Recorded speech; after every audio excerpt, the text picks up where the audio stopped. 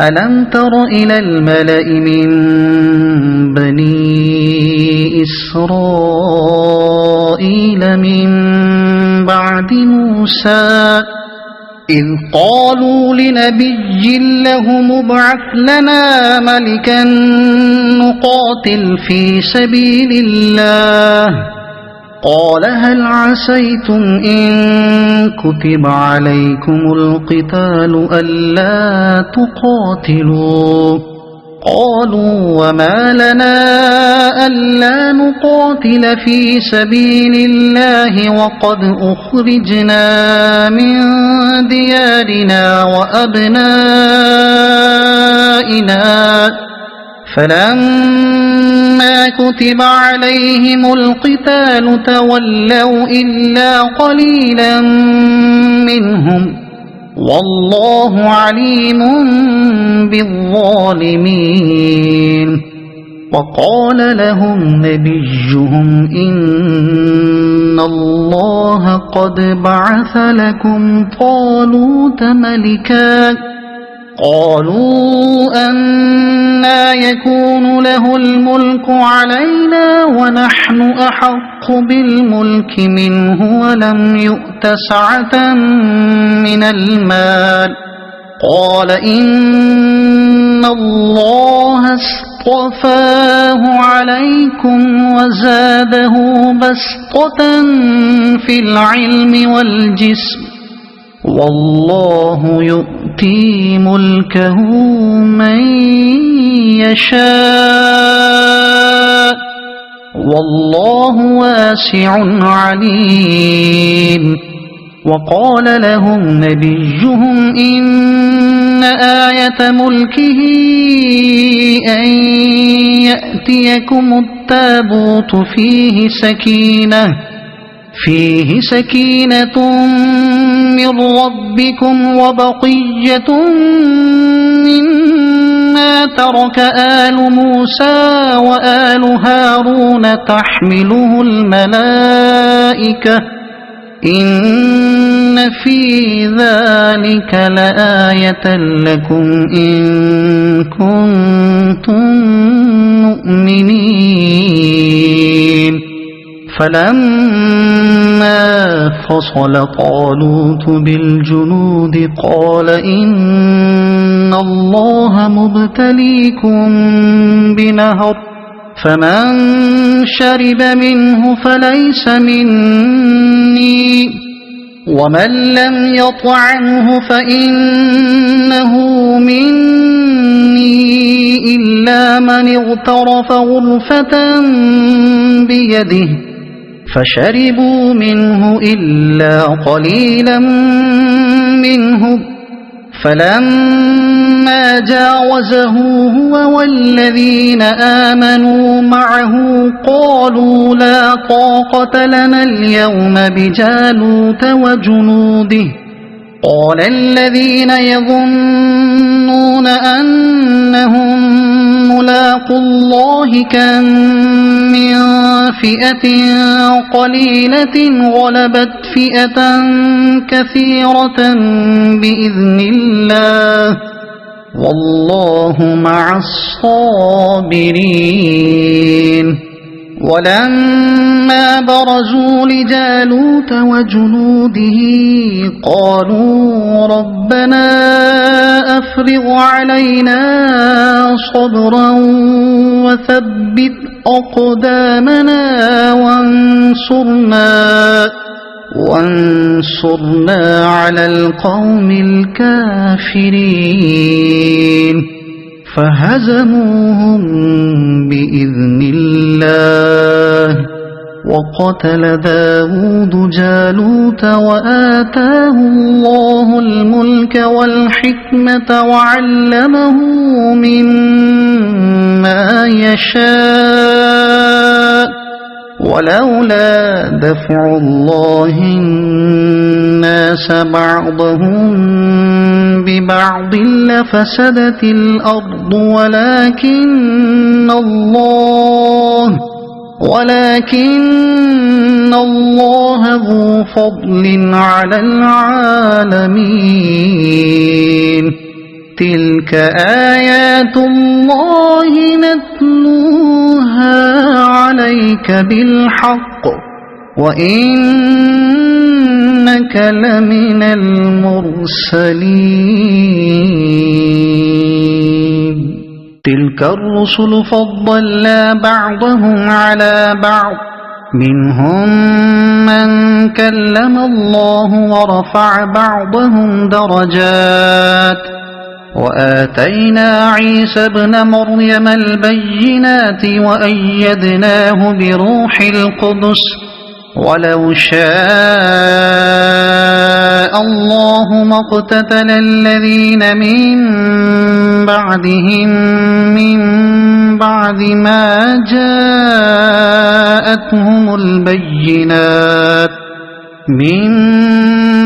ما جاءتهم البينات ولكن اختلفوا فمنهم من آمن ومنهم من كفر ولو شاء الله ما اقتتلوا ولكن الله يفعل ما يريد يا أيها الذين آمنوا أنفقوا مما رزقناكم من قبل أن يأتي يوم لا بيع فيه ولا خلة ولا شفاعة والكافرون هم الظالمون الله لا إله إلا هو الحي القيوم لا تأخذه سنة ولا نوم له ما في السماوات وما في الأرض من ذا الذي يشفع عنده إلا بإذنه يعلم ما بين أيديهم وما خلفهم ولا يحيطون بشيء من علمه إلا بما شاء وسع كرسيه السماوات والأرض ولا يؤوده حفظهما وهو العلي العظيم لا إكراه في الدين قد تبين الرشد من الغي فمن يكفر بالطاغوت ويؤمن بالله فقد استمسك بالعروة الوثقى لا انفصام لها والله سميع عليم الله ولي الذين آمنوا يخرجهم من الظلمات إلى النور والذين كفروا أولياؤهم الطاغوت يخرجونهم من النور إلى الظلمات أولئك أصحاب النار هم فيها خالدون ألم تر إلى الذي حاج إبراهيم في ربه أن آتاه الله الملك إذ قال إبراهيم ربي الذي يحيي ويميت قال أنا أحيي وأميت قال إبراهيم فإن الله يأتي بالشمس من المشرق فأت بها من المغرب فبهت الذي كفر والله لا يهدي القوم الظالمين أو كالذي مر على قرية وهي خاوية على عروشها قال أنى يحيي هذه الله بعد موتها فأماته الله 100 عام ثم بعثه قال كم لبثت قال لبثت يوما أو بعض يوم قال بل لبثت 100 عام فانظر إلى طعامك وشرابك لم يتسنه وانظر إلى حمارك ولنجعلك آية للناس وانظر إلى العظام كيف ننشزها ثم نكسوها لحما فلما تبين له قال أعلم أن الله على كل شيء قدير وإذ قال إبراهيم رب أرني كيف تحيي الموتى قال أولم تؤمن قال بلى ولكن ليطمئن قلبي قال فخذ 4 من الطير فصرهن إليك ثم اجعل على كل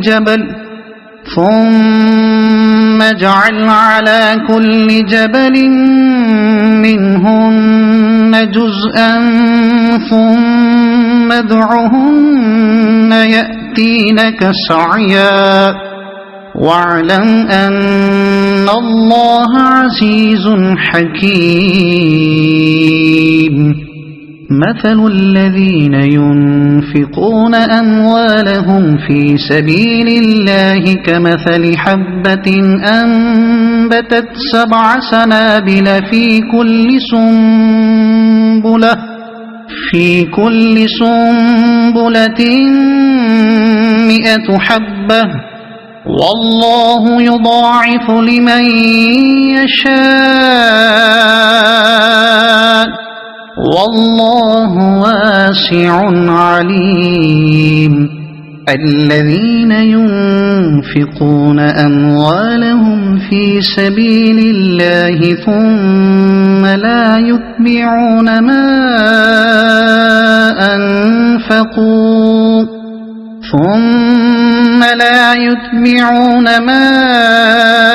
أنفقوا منا ولا أذى لهم أجرهم عند ربهم ولا خوف عليهم ولا هم يحزنون قول معروف ومغفرة خير من صدقة يتبعها أذى والله غني حليم يا أيها الذين آمنوا لا تبطلوا صدقاتكم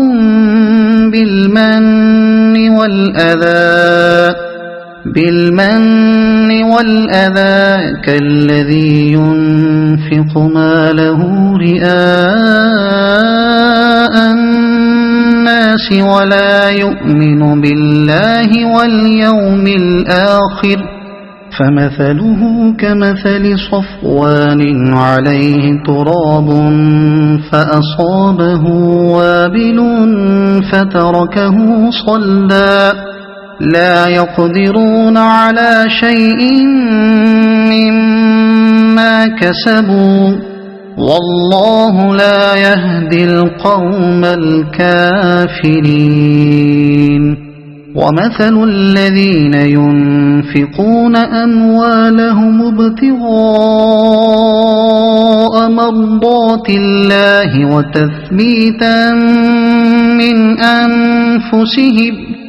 وتثبيتا من أنفسهم كمثل جنة بربوة أصابها وابل فآتت أكلها فإن لم يصبها وابل فطل والله بما تعملون بصير أيود أحدكم أن تكون له جنة من نخيل وأعناب تجري من تحتها الأنهار له فيها من كل الثمرات وأصابه الكبر وله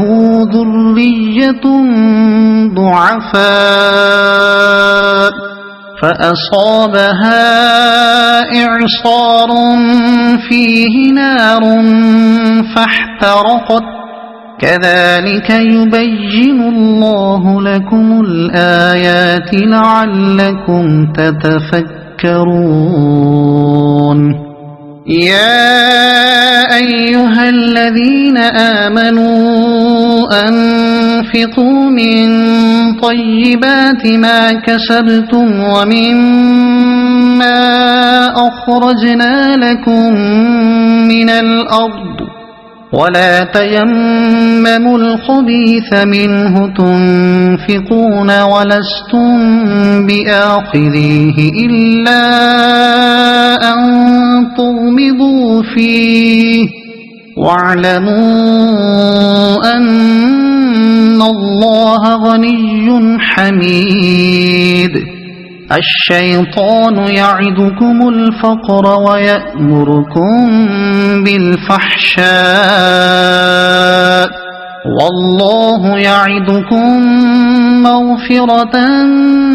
منه وفضلا والله واسع عليم يؤتي الحكمة من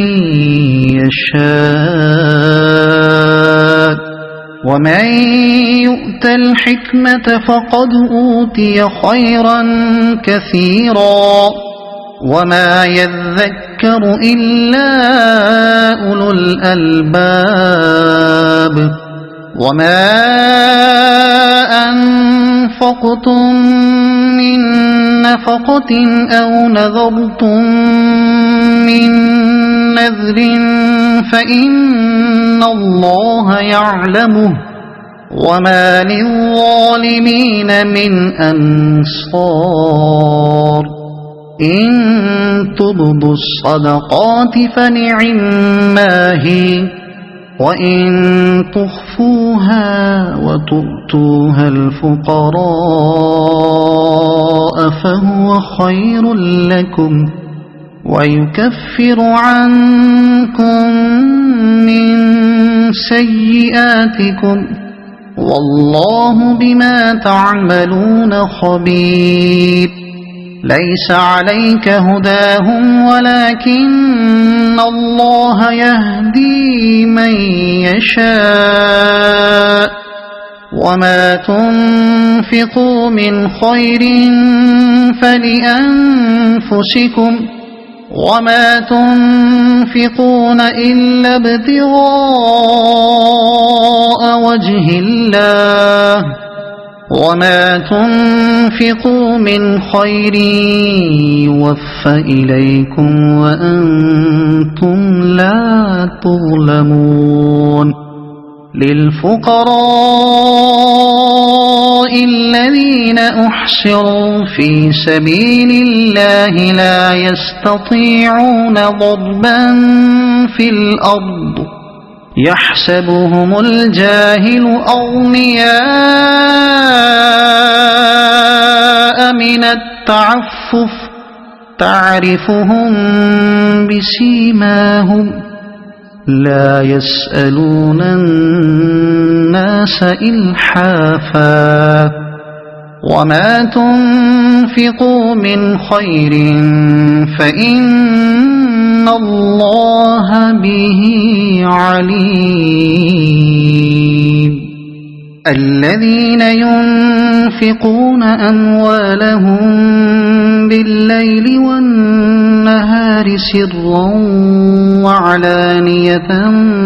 فلهم أجرهم عند ربهم ولا خوف عليهم ولا هم يحزنون الذين يأكلون الربا لا يقومون إلا كما يقوم الذي يتخبطه الشيطان من المس ذلك بأنهم قالوا إنما البيع مثل الربا وأحل الله البيع وحرم الربا فمن جاءه موعظة من ربه فانتهى فله ما سلف وأمره إلى الله ومن عاد فأولئك أصحاب النار هم فيها خالدون يمحق الله الربا ويربي الصدقات والله لا يحب كل كفار أثيم إن الذين آمنوا وعملوا الصالحات وأقاموا الصلاة وآتوا الزكاة لهم أجرهم عند ربهم ولا خوف عليهم ولا هم يحزنون يا أيها الذين آمنوا اتقوا الله وذروا ما بقي من الربا إن كنتم مؤمنين فإن لم تفعلوا فأذنوا بحرب من الله ورسوله وإن تبتم فلكم رؤوس أموالكم لا تظلمون ولا تظلمون وإن كان ذو عسرة فنظرة إلى ميسرة وأن تصدقوا خير لكم إن كنتم تعلمون واتقوا يوما ترجعون فيه إلى الله ثم توفى كل نفس ما كسبت وهم لا يظلمون يا أيها الذين آمنوا إذا تداينتم بدين إلى أجل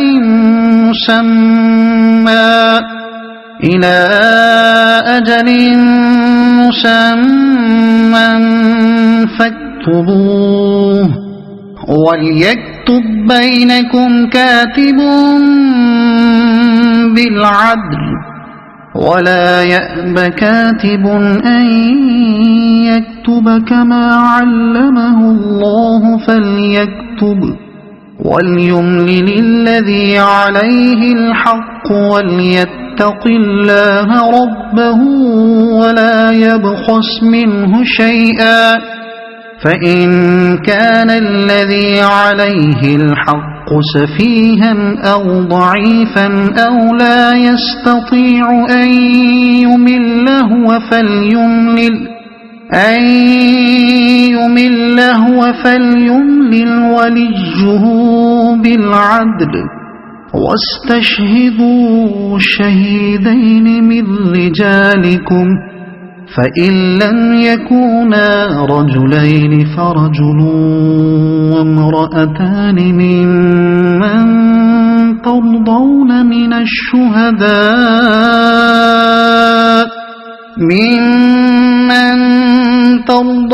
من الشهداء أن تضل إحداهما فتذكر إحداهما الأخرى ولا يأبى الشهداء إذا ما دعوا ولا تسأموا أن تكتبوه صغيرا أو كبيرا إلى أجله ذلكم أقسط عند الله وأقوم للشهادة وأدنى ألا ترتابوا إلا أن تكون تجارة حاضرة تديرونها بينكم فليس عليكم جناح ألا تكتبوها وأشهدوا إذا تبايعتم ولا يضار كاتب ولا شهيد وإن تفعلوا فإنه فسوق بكم واتقوا الله ويعلمكم الله والله بكل شيء عليم وإن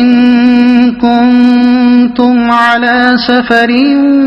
ولم تجدوا كاتبا فرهان مقبوضة فإن أمن بعضكم بعضا فليؤد الذي اؤتمن أمانته وليتق الله ربه ولا تكتموا الشهادة ومن يكتمها فإنه آثم قلبه والله بما تعملون عليم لله ما في السماوات وما في الأرض وإن تبدوا ما في أنفسكم أو تخفوه يحاسبكم به الله فيغفر لمن يشاء ويعذب من يشاء والله على كل شيء قدير آمن الرسول بما أنزل إليه من ربه والمؤمنون كل آمن بالله